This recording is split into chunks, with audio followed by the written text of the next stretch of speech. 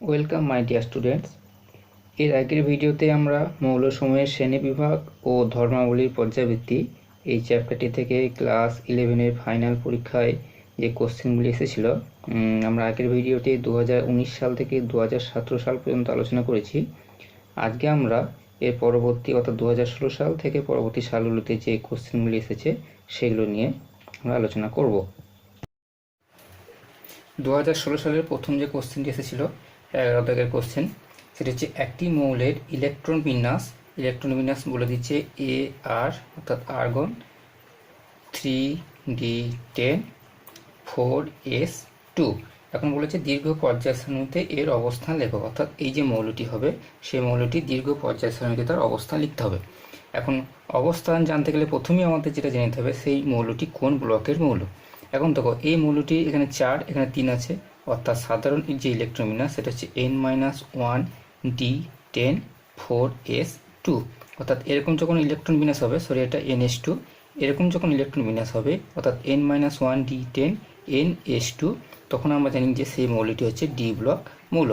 এখন D block মৌল তার ক্ষেত্রে যখন আমরা পর্যায় এবং তার শ্রেণী আলোচনা করব তখন আমরা জানি যে এন এর মান কত, এখানে n সমান হচ্ছে 4, অর্থাৎ n সমান 4 হলো। অর্থাৎ এই যে মৌলটি তার পর্যায় সংখ্যা হচ্ছে, অর্থাৎ মৌলটি 4 নম্বর পর্যায়ে অবস্থান করে। আর কত নম্বর শ্রেণীতে অবস্থান করে এটা জানতে গেলে ডি অরবিটাল এবং 4s, এখানে 4s এর 2টো ইলেকট্রন আছে আর 3তে 10টি ইলেকট্রন আছে, অর্থাৎ টোটাল ইলেকট্রন হচ্ছে 10 + 2 সমান হচ্ছে 12। অর্থাৎ মৌলটি 12 নম্বর শ্রেণীতে অবস্থান করে। অর্থাৎ মৌলটি পর্যায় হচ্ছে 4 এবং তার শ্রেণী হচ্ছে 12। এখন তোমরা বলবে যে এই মৌলটির নাম কি, কমেন্টে তোমরা মৌলটির নাম উল্লেখ করো।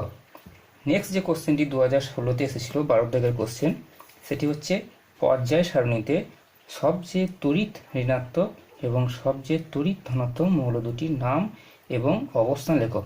অর্থাৎ পর্যায় সারণীতে সব থেকে তড়িৎ ঋণাত্মক এবং সব থেকে তড়িৎ ধনাত্মক মৌল দুটির নাম করতে হবে এবং তাদের অবস্থান লিখতে হবে।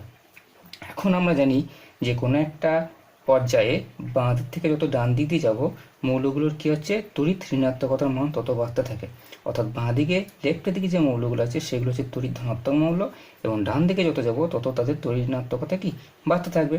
এখন তড়িৎ ধনাত্মকতা মানে হচ্ছে ইলেকট্রন ছাড়ার প্রবণতা, আর তড়িৎ ঋণাত্মকতা মানে হচ্ছে ইলেকট্রন নিজের দিকে টানার প্রবণতা। তাহলে একদম বাঁ দিকে যে মৌলগুলো আছে অর্থাৎ 1 নম্বর শ্রেণীতে যে মৌলগুলো আছে তাদের তড়িৎ ধনাত্মকতা নিশ্চয়ই সব থেকে বেশি হবে। আর ডান দিকে আমরা যদি গ্রুপ 18 বাদ দিই, কারণ গ্রুপ 18 যে মৌলগুলো আছে তাদের ইলেকট্রন গ্রহণ করা বা বর্জন করার কোনো প্রবণতা থাকে না আমরা জানি।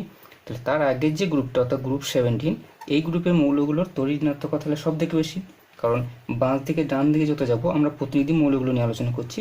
ফ্রম লেফট টু রাইট কি হচ্ছে তড়িৎ ঋণাত্মকতা আস্তে আস্তে বাড়তে থাকছে এবং তড়িৎ ধনাত্মকতা আস্তে আস্তে কমতে থাকছে। তাহলে বাঁ দিকে যে মৌলগুলো আছে সেগুলো হচ্ছে হাইড্রোজেন, লিথিয়াম, সোডিয়াম, পটাশিয়াম করে আছে পরপর। আর ডান দিকে যে মৌলগুলো আছে সেগুলো হচ্ছে ফ্লুরিন, ক্লোরিন, ব্রোমিন, আয়োডিন করে আছে।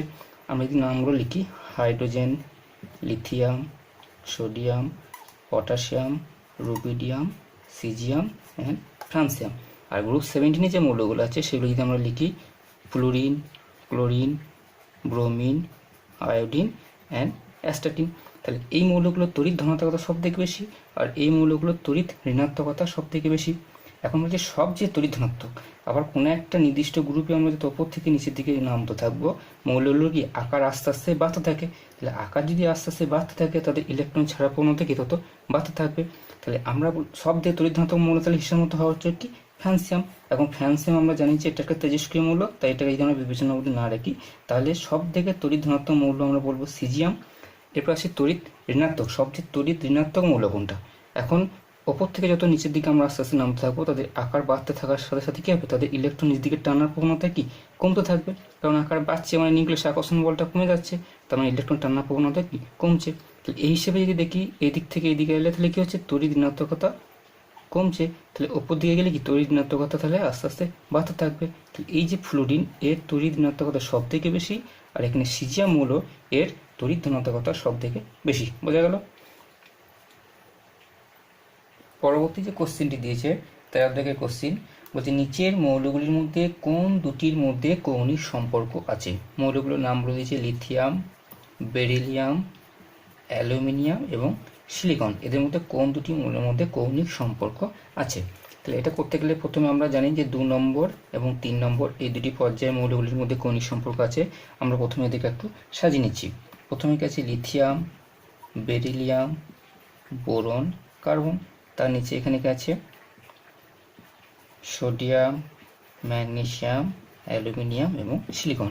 এখন যে মৌলগুলো আমাদের লিস্টে দিয়েছে তাদের মধ্যে এখানে পড়ছে গিয়ে লিথিয়াম, বেরিলিয়াম, এদিকে অ্যালুমিনিয়াম, এদিকে সিলিকন। তাহলে কৌণিক সম্পর্ক দেখো এই দুটোর মধ্যে থাকছে বেরিলিয়াম আর অ্যালুমিনিয়াম। এদের মধ্যে আছে কিন্তু ম্যাগনেসিয়াম আমাদের লিস্টে নেই, সুতরাং বেরিলিয়াম এবং অ্যালুমিনিয়াম এই দুটি মৌলের মধ্যে কৌণিক সম্পর্ক আছে।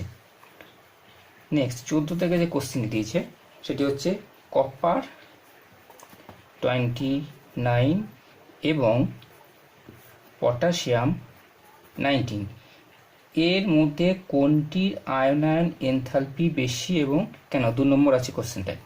তাহলে নিশ্চয়ই ব্যাখ্যা করে বলতে হবে। তাহলে এদের মধ্যে আয়নাইজেশন পোটেনশিয়াল অর্থাৎ আয়নায়ন এনথালপি কার বেশি।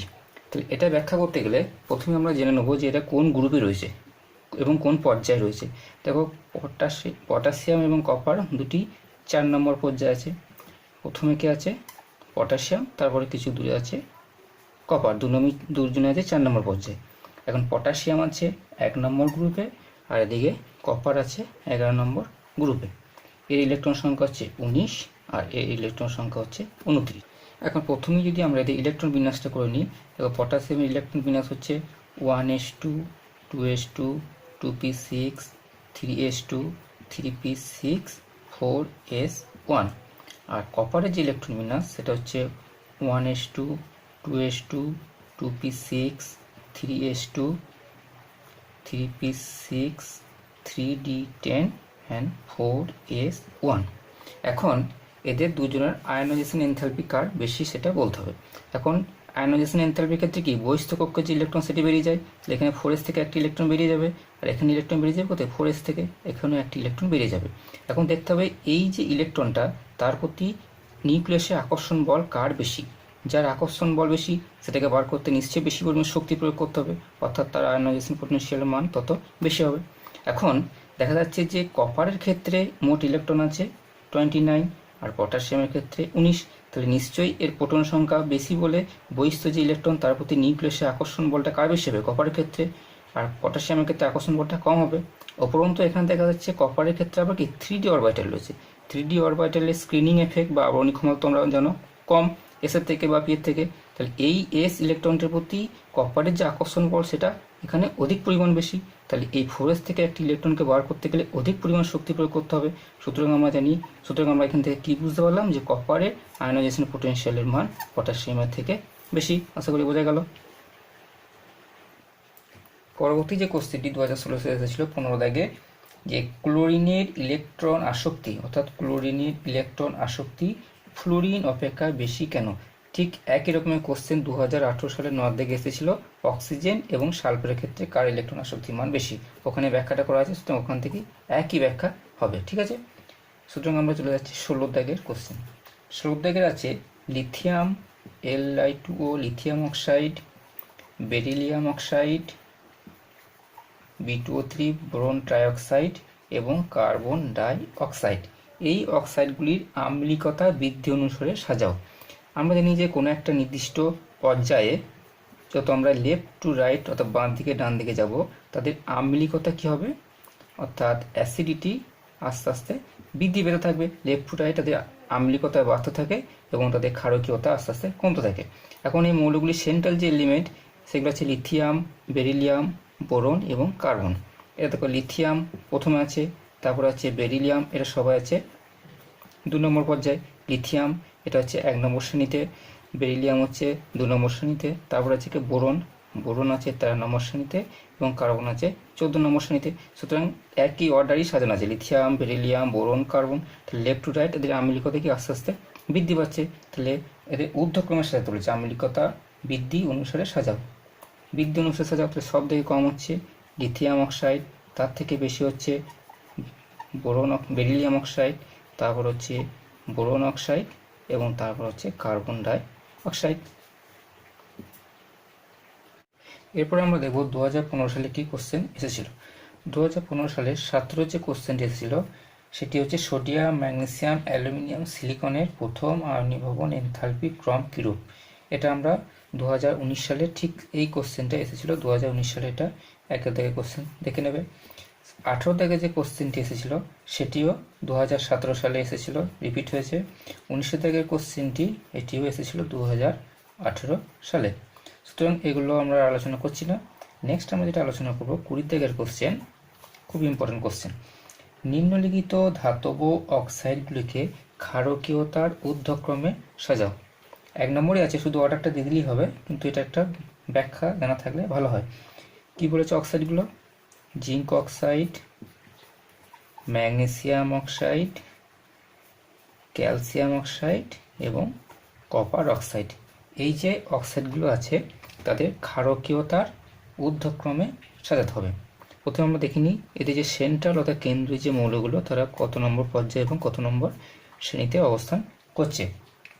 প্রথমে যে মৌলটি আছে জিঙ্ক অক্সাইড, আচ্ছা প্রথমে এখানে ম্যাগনেসিয়াম অক্সাইড, ঠিক তার নিচেই আছে ক্যালসিয়াম অক্সাইড।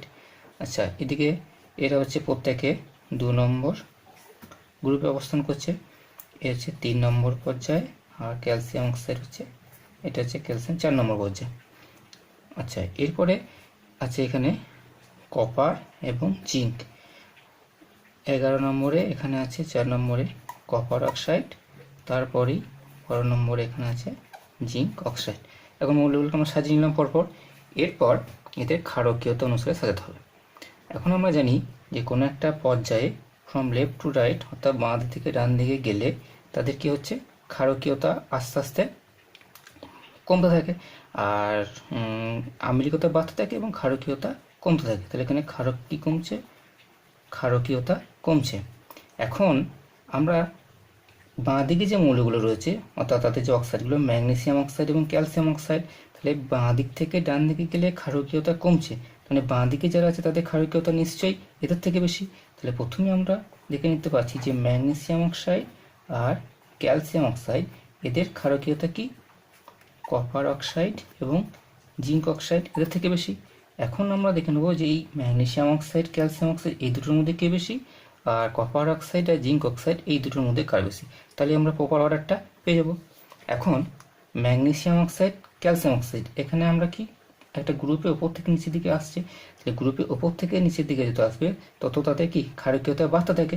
তাহলে ম্যাগনেসিয়াম অক্সাইড তার ক্ষারকীয়তা কম আর ক্যালসিয়াম অক্সাইড তার ক্ষারকীয়তা বেশি। তাহলে এই দুটোর মধ্যে অর্ডারটা কি হচ্ছে, তাহলে ক্যালসিয়াম অক্সাইড এর ক্ষারকীয়তা বেশি কার থেকে, ম্যাগনেসিয়াম অক্সাইডের থেকে। আবার এরপরে এটা কোনো ব্যাপার না, এটা ঠিক বুঝতে পারবে, কিন্তু এখানে আমরা যেটা দেখব মেন কপার অক্সাইড এবং জিঙ্ক অক্সাইড এদের ক্ষারকীয়তা হিসাব মতো তাহলে 11 নম্বর আছে, ঠিক তারপরে কি 12 নম্বর জিঙ্ক অক্সাইড আছে। তাহলে বাঁ দিকে ডান দিকে ক্ষারকীয়তা কমছে, তাহলে হিসাব মতো কপার অক্সাইড তার ক্ষারকীয়তা জিঙ্ক অক্সাইডের থেকে বেশি হওয়ার কথা। কিন্তু এখানে ক্ষারকীয়তা এইভাবে বিচার করলে হবে না। আমরা জানি যে সমস্ত ক্ষারকগুলো জলে দ্রবীভূত হয় সেই সমস্ত ক্ষারকগুলো কি ক্ষার বলা হয়। এখন এই কপার অক্সাইড এবং জিঙ্ক অক্সাইড এই দুটোর মধ্যে কপার অক্সাইড জিঙ্ক অক্সাইড হচ্ছে ওধর্মী, মানে এই অক্সাইডের অ্যাসিড ধর্ম আছে আবার ক্ষার ধর্ম আছে। কিন্তু এই কপার অক্সাইড জলে খুব কম পরিমাণে দ্রবীভূত হয়। তাহলে যেহেতু জলে দ্রবীভূত হওয়ার পরিমাণ খুবই কম, তাহলে কি এর ক্ষারকীয়তা অবশ্যই কম হবে। তাহলে জিঙ্ক অক্সাইড থেকে কপার অক্সাইডের ক্ষারকীয়তা হচ্ছে হিসেবে মতো, তাহলে অর্ডারটা হওয়া উচিত ছিল এটা, কিন্তু এটা হয় না। তাহলে অ্যাকচুয়াল অর্ডার কি এর ক্ষারকীয়তা কম, তার আর জিঙ্ক অক্সাইডের ক্ষারকীয়তা বেশি। তাহলে কপার অক্সাইড তার থেকে জিঙ্ক অক্সাইডের ক্ষারকীয়তা বেশি। তাহলে এখন যদি আমরা অর্ডারটা সাজাই তাহলে ক্যালসিয়াম অক্সাইড তার ক্ষারকীয়তা ম্যাগনেসিয়াম অক্সাইডের থেকে বেশি, আবার এই দুটোর মধ্যে এর ক্ষারকীয়তা হচ্ছে কম আর এর হচ্ছে বেশি। তাহলে এখানে হচ্ছে তারপর জিঙ্ক অক্সাইড তার থেকে হচ্ছে CuO কপার অক্সাইড। তাহলে এখানে অর্ডারটা বলেছে অক্সাইড ঊর্ধ্বক্রমে, তাই সব থেকে কম কার কপার অক্সাইড তার থেকে বেশি, জিঙ্ক অক্সাইড তার থেকে বেশি, ম্যাগনেসিয়াম অক্সাইড তার থেকে বেশি, ক্যালসিয়াম অক্সাইড। এটা হচ্ছে সঠিক অর্ডার। এখানে যেহেতু 1 নম্বর আছে শুধু এই অর্ডারটা দিয়ে দিলেই হবে, কিন্তু ব্যাখ্যাটা তবু করে দিলাম, বোঝা গেল। পরবর্তী যে কোশ্চেনটি দিয়েছে 21 থেকে, সকল মৌলগুলির মধ্যে হিলিয়ামের প্রথম আয়নায়ন এনথালপি সর্বোচ্চ কেন? হিলিয়াম অর্থাৎ গ্রুপ 18 মৌল। গ্রুপ 18 যে মৌলগুলি আছে হিলিয়াম, নিয়ন, আর্গন, ক্রিপ্টন, জেনন এবং রেডন। এখন এরা প্রত্যেকে হচ্ছে নিষ্ক্রিয় মৌল। এখন আমরা জানি যে নিষ্ক্রিয় মৌল যেগুলো আছে তাদের সুস্থায়ী ইলেকট্রন বিন্যাস হওয়ার জন্য হিলিয়ামে যেমন 1s2 আর বাকি যে মৌলগুলো রয়েছে তাদের কি অষ্টপূর্তি অবস্থা রয়েছে, আর হিলিয়ামের দ্বৈতপূর্তি অবস্থায় আছে।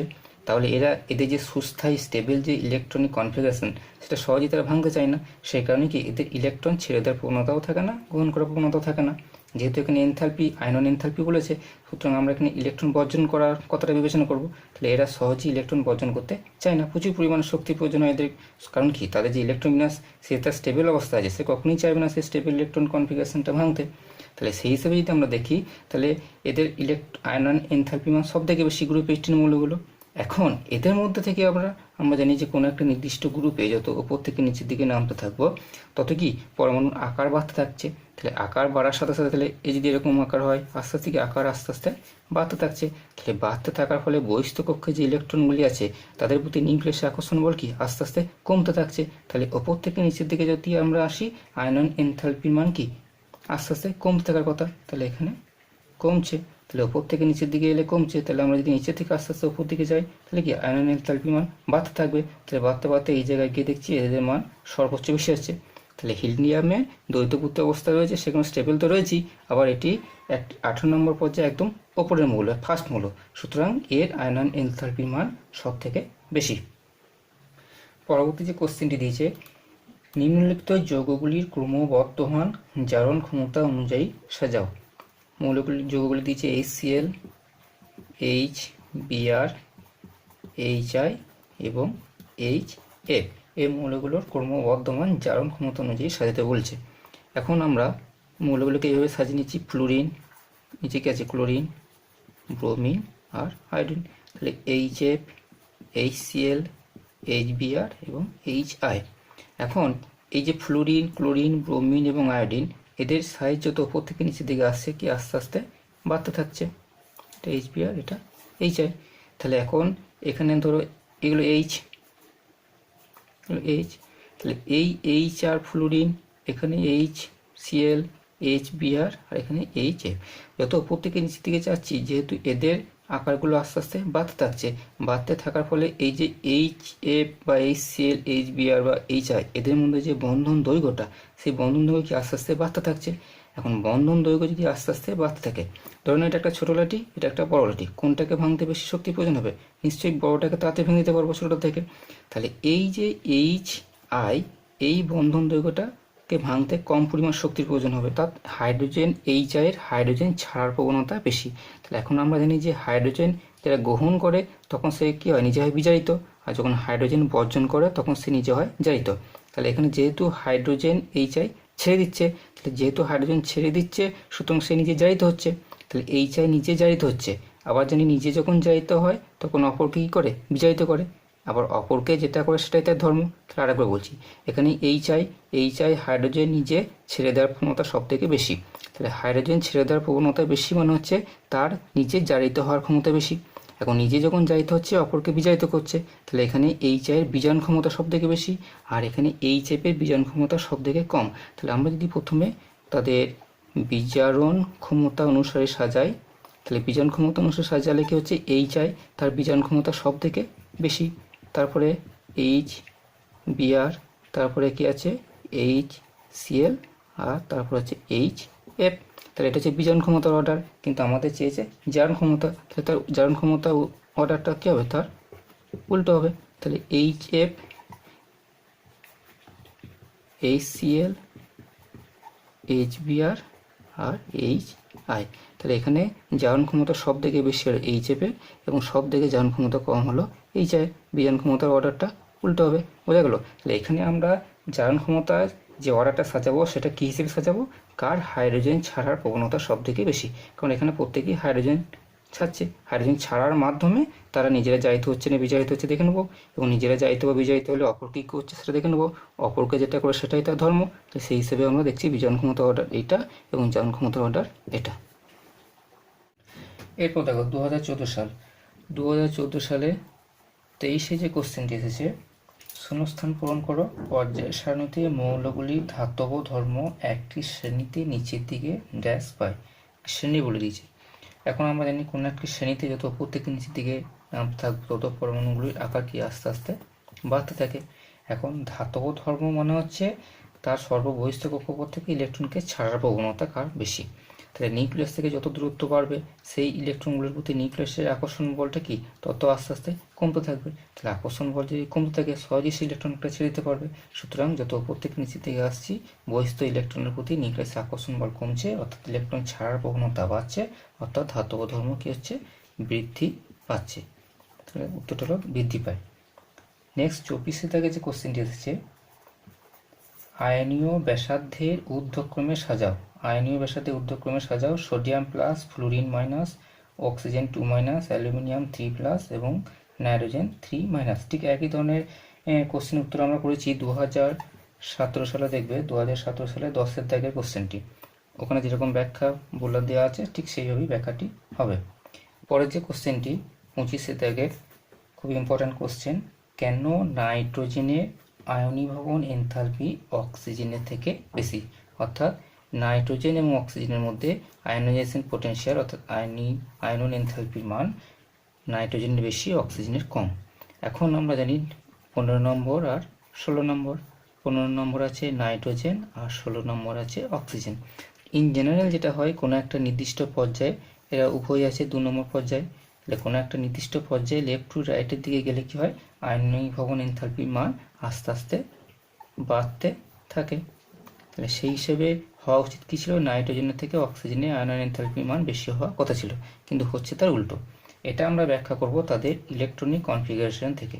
নাইট্রোজেনের 7টি ইলেকট্রন আছে, ইলেকট্রনিক কনফিগারেশন হচ্ছে 1s2 2s2 2p3। আর অক্সিজেনের 8টা ইলেকট্রন আছে, এটি ইলেকট্রনিক কনফিগারেশন হচ্ছে 1s2 2s2 2p4। এখন এক্ষেত্রে বহিস্থ যেটা আছে 2p, এটা আমরা দেখছি 3টে আছে, 1টা 2টো আর 3টে। আর অক্সিজেনের বহিস্থ উপকক্ষ যেটা আছে 2p, এখানে 1 2 3 4। এটা দেখা যাচ্ছে হাফ ফিল অর্থাৎ অর্ধপূর্ণ অবস্থা আছে। আমরা জানি যে অর্ধপূর্ণ অবস্থায় কোনো একটি উপকক্ষ যদি থাকে তাহলে সেই পরমাণুটা খুব বেশি স্টেবল হয় অপরটার রেসপেক্টে। তাহলে এখানে যেহেতু নাইট্রোজেনের 2p উপকক্ষ যেটা অর্ধপূর্ণ অবস্থায় রয়েছে, সুতরাং নাইট্রোজেন এই উপকক্ষটা বেশি স্টেবল কার থেকে, অক্সিজেনের 2p থেকে।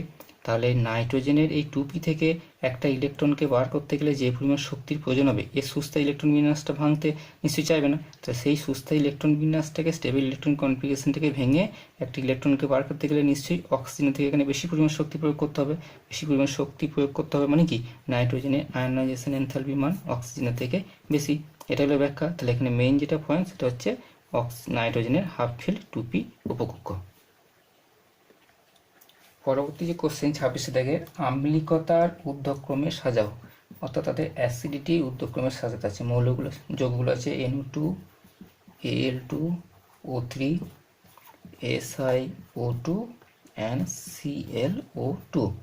এখন এতে যে কেন্দ্রীয় যে মৌলগুলো আছে সেগুলোকে আমরা গ্রুপ এবং পর্যায় বরাবর সাজিয়ে নিচ্ছি। এখানে 13 14 15 16 17 লিখলাম। এখানে 2 নম্বর পর্যায় আর 3 নম্বর পর্যায়। আচ্ছা 2 নম্বর পর্যায়ে নাইট্রোজেন আছে, এখানে নাইট্রোজেন। আচ্ছা এখানে বোরনের নিচে অ্যালুমিনিয়াম আছে, বোরন যেহেতু এখানে নাই লিখছি না। আচ্ছা এখানে কার্বনের নিচে সিলিকন আছে, আর এখানে 16 নম্বরে কেউ নেই, 17তে এখানে ফ্লোরিন, তার নিচে আছে ক্লোরিন। তাহলে মৌলগুলো হলো অ্যালুমিনিয়াম, এখানে সিলিকন, নাইট্রোজেন আর এখানে ক্লোরিন। এখন আমরা জানি কোনো একটা নির্দিষ্ট পর্যায়ে লেফট টু রাইটে গেলে তাদের আম্লিকতা কি আস্তে আস্তে বাড়তে থাকে। সেই হিসেবে আমরা 3 নম্বরটা যদি দেখি তাহলে এখানে Al2O3 তার আম্লিকতা সব থেকে কম, তার থেকে কার বেশি, SiO2। এখন তার থেকে বেশি কী হবে, ClO2। এখন দেখা যাচ্ছে এই নাইট্রোজেন আর Cl, এই মানে NO2 এবং ClO2 এই দুটোর মধ্যে নাইট্রোজেনের আম্লিকতার থেকে ClO2 এর আম্লিকতা বেশি। তাহলে এখানে আমি লিখছি NO2। এটাই হচ্ছে তাদের আম্লিকতার ক্রম। আজ এ পর্যন্তই। এর পরবর্তী ভিডিওতে অর্থাৎ পার্ট 3তে আমরা 2013 সাল এবং 2012 সালে যে সমস্ত কোশ্চেনগুলি এসেছিলো সেই কোশ্চেনগুলি নিয়ে আলোচনা করব। Thank you.